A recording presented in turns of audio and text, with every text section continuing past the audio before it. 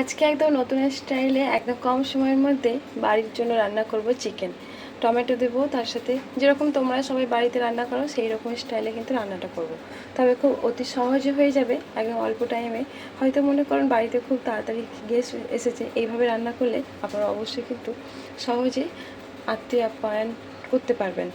আমি নিয়ে নিয়েছি এটা 1 কেজি গ্রামের, 1 কেজি না হলে এটা মনে হয় জানি না অতটা, 750 গ্রামের চিকেন। আর নিয়েছি টমেটো একটু বেশি করে নেব যাতে একটু ঝোলটা একটু গাঢ় গাঢ় হয়। আর দেবো পেঁয়াজ। তরকারির মধ্যে যতটা বেশি পেঁয়াজ দেবেন তত কিন্তু আরও বেশি সুস্বাদু হবে।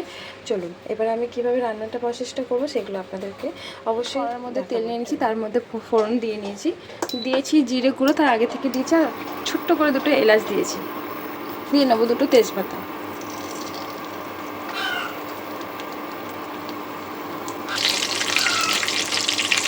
এবার দিয়ে দেবো পেঁয়াজ।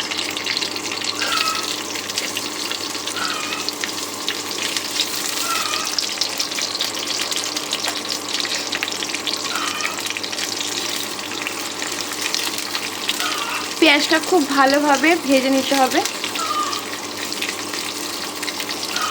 আস্তে হালকা স্টিমে যেহেতু আমি পেঁয়াজটা ভাজতে দিয়ে দিয়েছি, আর এই দিকে আমি চিকেনটাকে নিয়ে একটু ম্যারিনেট করে রাখি।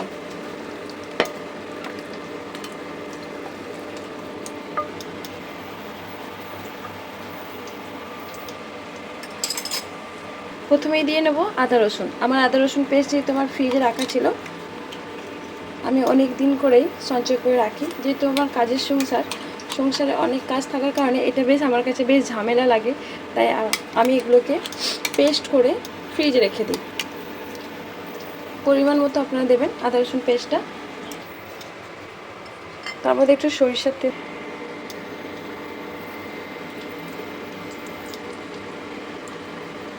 কাঁচা সরিষার তেল দিয়ে নেবো হলুদ গুঁড়ো, দিয়ে নেবো লঙ্কার গুঁড়ো। এটা পরিমাণ মতো আপনার চিকেনের মধ্যে একটু ঝাল ঝাল হলে তবেই ভালো লাগে। দিয়ে নেবো ধনিয়া গুঁড়ো, তারপর দেবো স্বাদ মতো লবণটা অবশ্য আন্দাজ করে দেবেন, না হলে কিন্তু বেশি হয়ে গেলে খাওয়া যাবে। এবারে তার সুন্দর একটা চাটু দিয়ে ভালো করে মাখিয়ে নেব।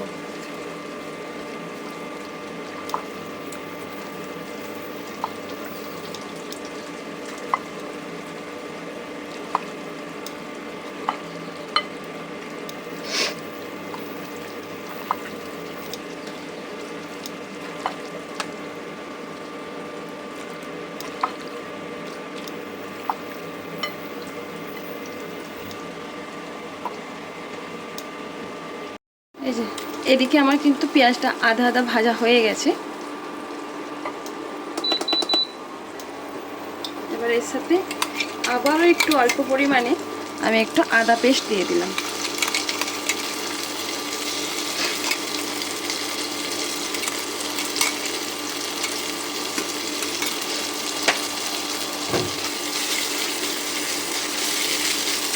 ভালো করে আদাটা ভেজে নেব যাতে আদার গন্ধটা চলে যায়, কাঁচা গন্ধটা। যখন এরকম কাঁচা গন্ধ হালকা মনে করবেন যে চলে গেছে, তার মধ্যে আপনি দিয়ে দেবেন টমেটো। এই যে টমেটোগুলো শুধু পেছনগুলো বাদ দিয়ে দিলাম। যেহেতু আমাদের দেশি টমেটো, একটু লবণ আর আগুন পেলেই না নরম গলে ফ্যান হয়ে যাবে। এবার এগুলো টমেটোগুলো পেঁয়াজের মধ্যে দিয়ে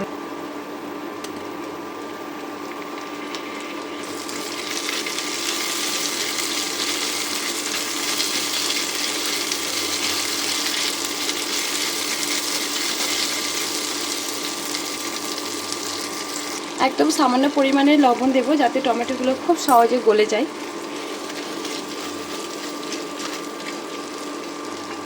একটু চাপা দিয়ে দিলে পারে কিন্তু একদম টমেটো নরম ফ্যান হয়। ফাইনালি আমার টমেটোটা একদম গলে গেছে। এবারে দিয়ে নেবো চিকেনটা।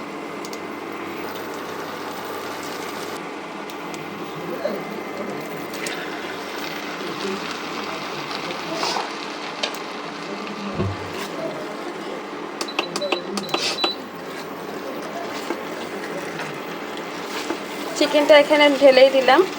হালকা আঁচেতে আমি এইভাবে আস্তে আস্তে কষতে থাকবো। যত কষবেন চিকেন তত কিন্তু অনেক টেস্ট হবে, অনেক ভালো হবে। বারে বারে নাড়তে হবে, নাহলে নিচে ধরে যাবার সম্ভাবনা থাকে। তবে আমি একদম স্টিম আস্তে রেখেছি, জোরে দিলে কিন্তু একটু গায়ে ধরে যাবার সম্ভাবনা থাকবে। আর তোমরা যখন মনে করবে যে আমার হাতে কম টাইম, তখন জোরে দিয়ে কিন্তু কন্টিনিউ একটু নাড়তে হবে। তবে খুব হিসাব করে নাড়তে হবে, চিকেনটা যেহেতু কাঁচা থাকলে ভেঙে যাওয়ার সম্ভাবনা থাকে।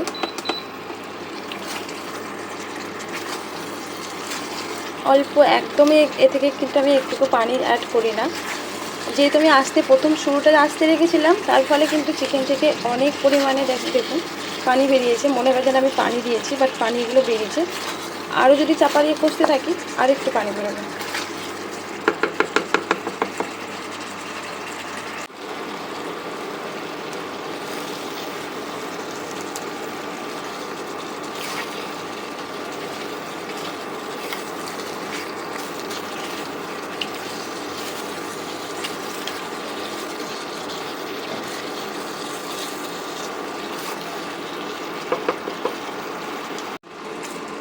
এই যে দেখতেই পাচ্ছেন তরকারি থেকে কিন্তু একদম ঝোল ছেড়ে দিয়েছে, মানে তেল ছেড়ে দিয়েছে। আমি একটুকু পরিমাণ আমি কিন্তু এখানে পানি দিই না, পানি অ্যাড করি না। কষিয়ে কষিয়ে কিন্তু আমি এতগুলো তেল বার করেছি চিকেন থেকে।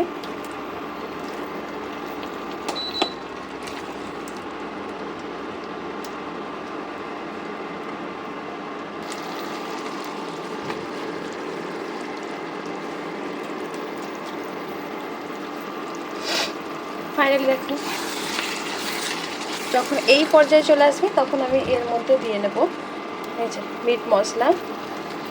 অল্প পরিমাণে দেবো, আবার নামানোর সময় অল্প পরিমাণে দেবো। এখন অল্প পরিমাণে দেবো, এই পর্যায়ে একটু দেবো।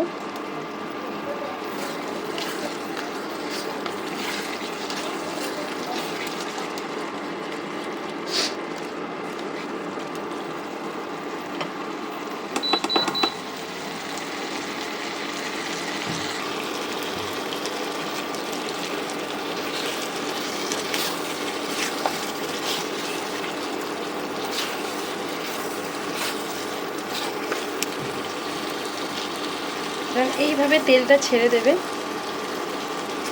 এবার দিয়ে নেবো অল্প পরিমাণে, একদম অল্প করে পানি অ্যাড করে দেবো, যেহেতু আমার বাড়ির বাচ্চারা একটু ঝোল দিয়ে খেতে ভালোবাসে। এই বোলটা ধোয়া যে পানিটা ছিল, সেই পানিটা অ্যাড করে দেবো। এতক্ষণ যে রান্নাটা আপনারা দেখলেন, আমি পুরো বিনা পানি থেকেই রান্নাটা কষালাম। ধরতে গেলে অনেকটাই সেদ্ধ হয়ে গেছে। এই যে এখন আমি এই পরিমাণে পানিটা অ্যাড করলাম, একটু ফুটে যাবে আর হালকা করে একটু মেরে নেব, তারপর আমার রান্না হয়ে যাবে চিকেন কষা। গাগুলোকে একটু পরিষ্কার করে মশলাগুলো একটু ঝোলের সাথে মিশিয়ে নেব।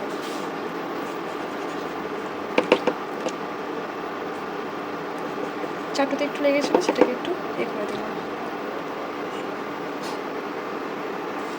আবারও একটু চাপা দিয়ে নেব। যত চাপা দিয়ে রান্না করতে পারবেন, তত তরকারির স্বাদ কিন্তু আলাদা লেভেলের হবে। এইভাবেই বানিয়ে ফেলবেন এইভাবে চিকেন কষা। অলরেডি আমার রেডি হয়ে গেছে, দেখুন সুন্দরভাবে রেডি হয়ে গেছে।